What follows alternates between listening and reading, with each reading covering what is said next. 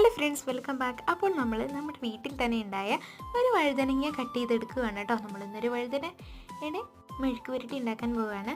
അപ്പോൾ അതിനായിട്ട് ആവശ്യമുള്ള സാധനങ്ങളെല്ലാം എടുത്തു വെച്ചിട്ടുണ്ട്. അതിനുശേഷം എണ്ണ ഒഴിച്ചതിന് ശേഷം നമ്മൾ സവാളയാണ് കേട്ടോ ഇട്ട് കൊടുക്കുന്നത്. അതിനുശേഷം നിങ്ങൾക്ക് ആവശ്യമുള്ള അത്രയും ഒന്നെങ്കിൽ മുളക് പൊടിയോ അല്ലെങ്കിൽ മുളക് ചതച്ചതോ വെളുത്തുള്ളി കൂട്ടി ഇടാവുന്നതാണ്.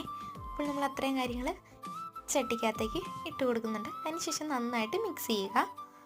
അത് നല്ല മൊരിഞ്ഞ് വരുമ്പോഴത്തേക്കും ആവശ്യത്തിനുള്ള പൊടികളും കാര്യങ്ങളും ഇട്ട് കൊടുത്തതിന് ശേഷം വഴുതന ഇട്ട് കൊടുക്കുക.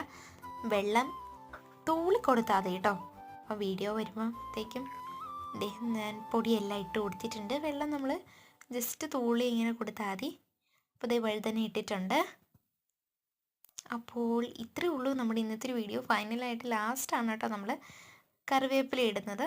അപ്പോൾ അടച്ച് വെച്ച് വേവിക്കണം. അപ്പോൾ ഇത്രയേ ഉള്ളൂ നമ്മുടെ ഇന്നത്തെ video. Thank you for watching.